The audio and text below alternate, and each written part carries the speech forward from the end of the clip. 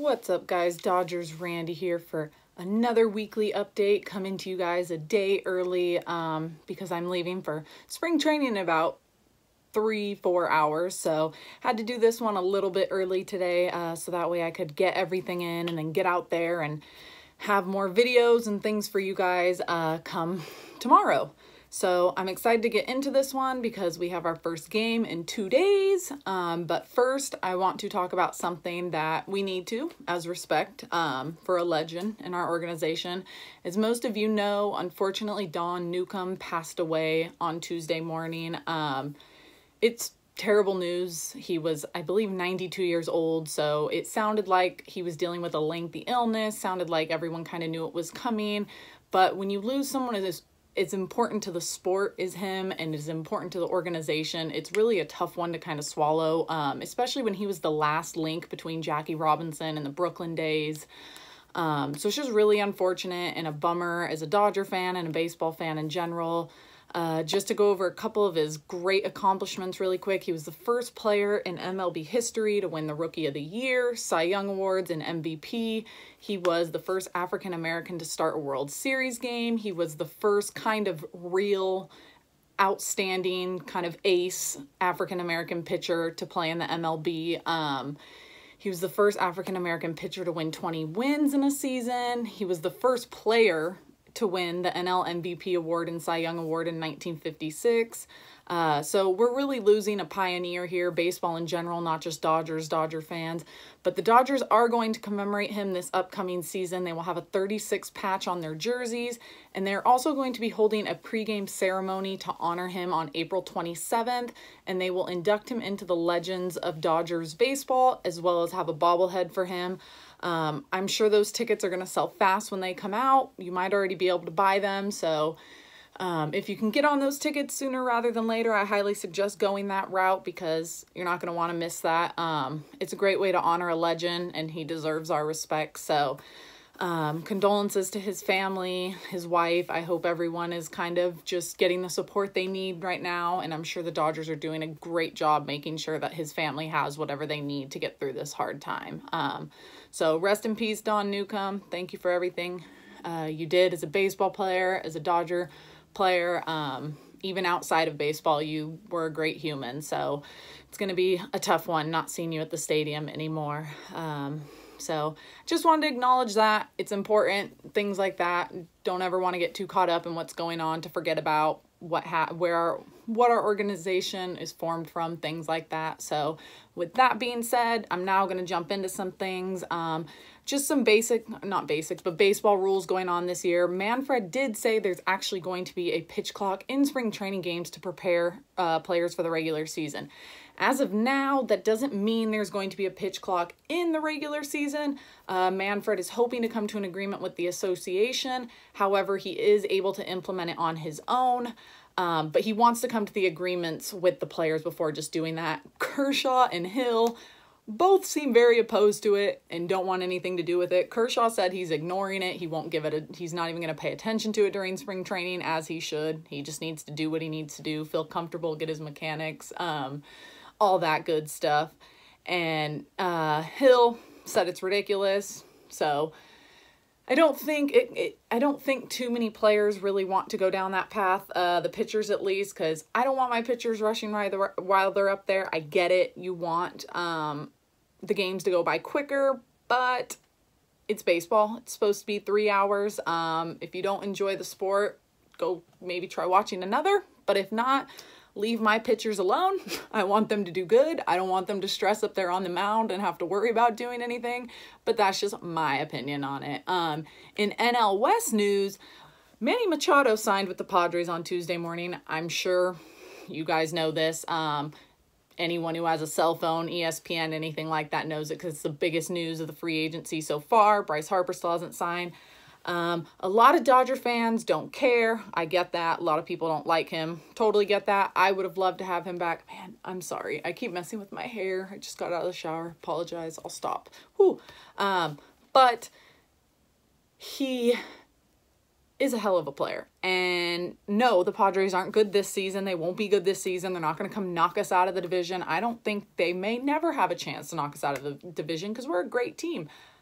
But Manny Machado's very good. The way I look at it is if they take away a loss from us last season, who knows? Maybe we don't end up in the playoffs. So Manny Machado, we're going to have to see him a lot more. Kind of a bummer for us, but may not be a big deal. I'm always going to have faith in my Dodgers, so not too concerned, but it is something that I think about, and it was a 10-year deal, so unless he opts out in the 5 years, after 5 years, then we're going to be dealing with him for a long time. In regards to more NL West news with the Giants, Bruce Bochy is actually retiring after this season, so it will be his last season. As much as we don't want to like the guy as Dodger fans, he's a hell of a manager. He had his 3 World Series with the Giants, as we all very much know, because they never stop talking about it. But he's important to the game, and it's going to be a little weird seeing someone else in that Giants bullpen calling games. But he always did a good job at kind of matching us up and putting his best team on the field, so it's good for us. But yeah, this can be his last season, so it's always important to me like that when managers like him leave the game, especially when it's in the NL West and it's our biggest rival. So we'll have to see what they do from there. But other than that, let's get into some Dodger news really quickly before we get into anything too serious spring training wise. I just want to let you guys know the Dodgers announced that Dodger Stadium will no longer have plastic straws. They will have paper straws by request. Drinks are not going to come with straws anymore. You do have to ask. I know a lot of people think this is dumb. I know a lot of people don't like plastic straws, but it's great for the environment. There's a lot of turtles, sea animals out there dying from swallowing these things. So I think we can do our parts as humans and kind of help out and all of that. There's also plenty of reusable straws you can take with you to the game if you don't like paper straws. So hopefully you're not one of those people who's hating on this too much. If you are, sorry, sucks. They're going to do it either way. Now let's get into the stuff everyone really wants to know about. Like I did last week, the following reports, things I'm about to say, all came from different writers and reporters like Alana Rizzo, J.B. Hoonstra, Ken Gurnick, Bill Plunkett, Pedro Mora, and Jorge Castillo. So, first, I've got news on Seager, Tolles, Kershaw, Buehler, so kind of just the whole bunch, some updates on some pitchers who were hurt last season, so some good stuff, so we're going to get into that right now. In regards to Seager, Roberts had actually said this week that it's a full go with everything outside of throwing. The range to the left and the right with his hip is a full go. He's out to 135 feet now with the throwing. He's running bases and taking live BP. And he said everything else is fine except for the throwing. So it sounds like he's still not throwing across the diamond from shortstop. So they're still trying to keep it easy, make sure he's healing right. When he was playing, doing some infield drills the other day, he actually slid on his left hip to get to a ball, which is the hip he had surgery on. He wasn't necessarily cleared to do that, but it just came to him out of reaction. He said he didn't think about it. He said he had no issues. It didn't hurt. And so it's usually a good sign when a player does something and doesn't have to think, wait, maybe I shouldn't do that, because his body just naturally felt right doing it. He wasn't hurt. He did have a scheduled day off the next day. However, there's no setbacks. It was just something they had for his plan this off season. So I know it was probably kind of stressful for some fans in regards to that, but he said he's fine. There's no setbacks, and he just had his day off, and he was expected to be back out there again. Just needed a day off, I guess. So Andrew Tolles. Unfortunately, he has not showed up to spring training yet. He's dealing with some personal matters. The team is fully behind him, supporting him, but they don't have a timetable as to when he's going to show up. For those of you who don't know, he does have anxiety issues. He might deal a little bit with depression, but this is something he's dealt with his whole life. He's been open about it. And it's something that's difficult when you're in the spotlight. You kind of remember with Greinke a few years back how hard it was for him. So whatever is going on, I hope he's doing okay. I hope his family's okay. And I want to see him out there. I want to see him get his shot. He's gone through a lot these last 2 years dealing with injuries and just not being able to stay healthy and get out there. So let's all hope he's good to go and he can get out there sooner rather than later. Friedman did say he has no intentions of going for any last-minute kind of free agent signings to replace Tolles. He just said he expects Verdugo to get more playing time, so at least we have someone to take over, but I do hope we get to see Tolles sooner rather than later. As we all suspected, Kershaw was officially announced the opening day starter for the 9th straight time, which is a franchise record, which is pretty crazy. So good for him. I think as long as he's on the team and he is capable of starting a game, whether they move him to bullpen or not, I think he should always be our opening day starter. He may not be the #1 to go to in playoffs. I'm not saying this year, but moving forward with Buehler, you never know. But opening day is important, but so are legacies and things like that. So I think Kershaw should be pitching opening day as long as he's capable, no matter what else is kind of going on or if someone on the team is doing better. But because we're opening up against the Diamondbacks, we might get to see our Kershaw versus Greinke matchup, which would be pretty friggin' awesome. So let's all hope for that. Hopefully the Diamondbacks don't change or Greinke ends up getting traded, because we all know how Dodger fans feel about him, and I'd love to see him get out there and ruin his opening day for us. Not Kershaw's, Greinke's. Kershaw did throw to hitters for the first time on Monday, so he's out there throwing live BP. All I gotta say is I feel bad for whatever position players have to start their spring training off that way. That can't be easy, having to go out there and do live batting practice against Kershaw. It's Kershaw, whether or not he's starting to hit his decline or whatever the case may be, lose some velocity. I'm sure that's still not fun for those guys. Buehler actually threw his first bullpen session of camp on Wednesday. He had started really slow. Last year, if you remember, he started around this same time last year because he was dealing with back issues. So the team, he threw 100 innings in 2017. 2018, he threw 177. So there's nothing wrong. They want to give him some time, take him into things slowly, but they 100% expect him out there opening day. He's not in any pain, anything like that. He threw 30 pitches to the last 13. Bellinger stood in there. I can't imagine how scary that must have been for Bellinger. He didn't swing. He was just tracking pitches, giving Buehler kind of a target. It was reported that it didn't seem like Buehler held off on any of his velocity, which is great, which means he's throwing fine, and he threw all of his pitches. So more good news on the side of pitching. Most of the stuff we have to talk about is pitching. So really quickly, let me interrupt that with a position player. Then we'll get back to our pitching. Don't have too much to go about today, just kind of updates with things. Turner missed his workouts on Wednesday. He had his annual knee lubrication injection and practiced with the team. He was supposed to practice with the team today. I don't know if he did or not because they ended up actually closing the facility to the public around 9 a.m. because of the rain. So it was said that the team was not going to do any outdoor kind of workouts together. But there was no issue with Turner having this day off. It was scheduled, no pain. It's just he had his knee surgery, that microfracture from a few years back. So this is just something he does every spring training. So I'm sure he was out there in the cages or whatever they were doing in the weight room today, totally fine, ready to go. So excited for him. If he can stay healthy, I think he can put up a great season. We really missed him at the beginning last year. And even when he came back, he was dealing with a really hard injury to come back from, a broken wrist. So if he's ready to go on opening day, we're going to be a totally different team, even just with the addition of him, not even necessarily Seager, but him and Seager.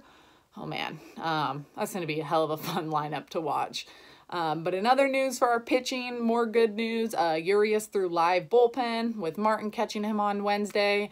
From what I've read, it sounds like everything's going great with him. They don't really know his plan yet for him. I think they kind of want to save him more for the end of the year. So he might start in the bullpen or in the minor leagues. But they're feeling good about him so far. Which is great because we've all been waiting years to see this guy get his chance and went through a really difficult injury. So as long as he's healing correctly, I'm happy for him and can't wait to see him out there. They announced who will be pitching in Saturday and Sunday's games. Saturday's game, a little bit of a bummer. There's no regular starters pitching or actually any players who were from the big league roster from last year's team. Daniel Corsino, I think I missed it. Daniel Corsino, Jamie Schultz, Kevin Quackenbush, Josh Spores, Stetson Alley, Josh Smoker, and Joe Broussard are all supposed to be pitching on Saturday's game. So Not the most exciting, but that's what spring training's for. They got to get their guys in. I was kind of hoping to see Kershaw out there, but no biggie, because Sunday's game, I'm actually really excited for the pitching they have going out. Ryu will be starting. Super excited to have him. Again, I'm glad he picked up that qualifying offer and came back to us, even if it's only for a year. If he can stay healthy, I expect him to put up a pretty solid season. He did really well last year, except for in Colorado and then on the road in playoffs. But having guys like him are so important even when our rotation is deep, because he's a great pitcher. He's been very good for us when you look at his numbers when he's been healthy. So I'm excited to see him. Brock Stewart will be pitching, who's been pretty good. He's been pretty good at the AAA level. Problem is he's constantly up and down. So hopefully some stability for him can help him kind of go to the next level with the Dodgers. Dennis Santana is supposed to pitch. More great news.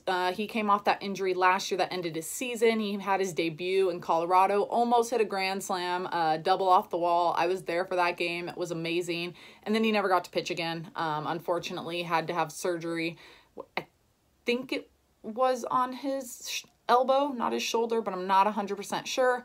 But seeing that he'll be out there ready to go on Sunday is great. He's one of our highly kind of looked at pitching prospects. If he can just stay healthy and get out there and get his kind of groove back, I guess you could say. He hasn't pitched in a game since, when was it, June, I think I was out there. So it'll be good to see him out there. We got Adam McCreary, who we picked up this offseason. I can't remember if it was from a trade or not, but the dude's huge. He's like 6'7", I think someone said. I don't know. He might not be that tall, but he looks ridiculously tall in pictures, so that'll be fun to watch. Tony Gonsolin, another big prospect. Mitchell White, same thing, another big pitching prospect. And then Dustin May, who is not our #1 prospect, but he's our #1 pitching prospect, and he's a top 100 prospect in MLB. So I'm really excited to see him. I've never seen any of these guys pitch in person except for, obviously, Ryu, Stewart, and May. So I'm excited to see these I'm excited to see these prospects out here and see what they can do against the Angels. That's who we're playing. So guys like Trout and maybe even Ohtani. So that'll be a lot of fun. Fields and Cingrani had a tough year last year. They were both injured, both kind of struggling a little bit to stay healthy. Fields has kind of, to me, always been a little up and down for us. Sometimes he's on, sometimes he's not. Maybe it was because he had a lingering injury. As for Tony Cingrani, when he was healthy, he was huge. He struggled pretty much all of 2018 to ever really stay healthy or get in a groove.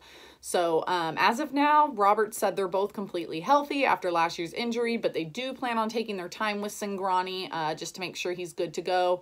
But they did say he will be ready to go for opening day. So more great news on that end. You can never have too much pitching. I feel really good about our pitching this year, starting and bullpen, for these reasons. The addition of Joe Kelly, hopefully Baez can pick up where he left off, Jansen having his heart surgery. So I think our pitching is going to be pretty solid this year. It usually is most years. But again, the more healthy guys we have, the better, especially guys like Cingrani and Fields, who've been with the team for a while, at least Fields. Cingrani coming over 2017, I think it was, with Watson at the trade deadline. So great to have them back. In regards to Caleb Ferguson, he was in the bullpen last year, did extremely well. However, he was a starter, but when they brought him in to start, he just got rocked and just unfortunately could never do well when he started. So they put him in the bullpen and he just destroyed it. But they want to build him up as a starter, which is exciting. Early in camp, that's their kind of decision right now. Between March 10th and March 14th, they will make the decision whether or not he stays a starter or if he goes back to the bullpen like he was last year. So I'm sure that's pretty exciting for him. Any guy that comes up as a pitcher, especially those who actually come up as starters, want to stay there, not be put in the bullpen and only get to pitch 1 or 2 innings a game. So I'm sure Ferguson is beyond excited and going to do everything he can. It would be great to have him be able to come and be a part of our rotation when injuries come up, or even if they don't or someone needs rest. Like I said, never too much pitching. So great news there. Once I know what's going on with that, I'll make sure to let you guys know. Maeda and Stripling both threw to hitters on Thursday when the rain stopped. So like I said, they had to close down the facility today, but a couple guys did get out there when the when the rain stopped. So hopefully there's no problems. It was hailing a little bit. I am, like I said, leaving in a few hours, and it's supposed to just rain throughout the entire night from like 6 p.m. till 6 a.m. tomorrow. I don't know if there will be practice. If there is, I will, of course, be there. I have tickets for the game Saturday and Sunday, so I'm really hoping the field doesn't get too messed up where they say they can't play on Saturday. That would be a huge bummer because I got great tickets from a good friend. He hooked it up with his tickets right behind the dugout, so I'm really hoping that we get to go to Saturday's game. Plus, I want to see some baseball. But either way, I'll keep you guys updated with anything I know. For anyone that has any questions for me, feel free to kind of let me know what you're thinking, what's going on there, and we'll go off that. Last week I did have some questions, and I apologize that I didn't get to these sooner. I actually meant to. These should have been earlier in the episode, so I apologize. That is my bad. I'm completely all over the place right now, trying to get ready for spring training. So again, I apologize. I will make sure to get to these questions better next time. It's still something I'm trying to figure out how I want to do, but it was in regards to Verdugo and kind of where his playing time is going to be, with Pollock in center field and Bellinger in right field. Verdugo, in my eyes, is going to be our starting left fielder unless something happens or there's a righty on the mound for Jock. Jock and Verdugo are going to be battling. Verdugo's done everything he could in AAA to show he earns that spot. So he's going to come up. He's going to get his shot. Like I said, with Toles not being here, they expect him to have even more of a kind of bigger role with the team than maybe they had initially thought, because he doesn't have to fight for that spot now with Toles being out. But the dude killed it in AAA, hits really well against lefties. Jock struggles really bad against lefties, but Jock crushes righties. So I think we'll see more of Verdugo in left field than we will Jock, and I think Verdugo's actually going to get a quite a bit of playing time. Sorry. Anyways, as you guys can tell, I'm kind of stressing out all over the place. Again, I really apologize. I didn't get to the questions earlier. I should have. That was my bad. So if you guys have more questions you want me to answer next week, or I didn't answer your question that well here, I'm going to pin a comment. If you guys want it on next week's episode, let me know, and I'll go ahead and answer that. I'll do better. I promise. I'm still working on this stuff. But other than that, I will be out there. Make sure you guys hit that subscribe and like button, please. And if you guys want to see anything while I'm at Camelback, let me know. I'm going to do as much as I can. But other than that, I always appreciate your guys' support.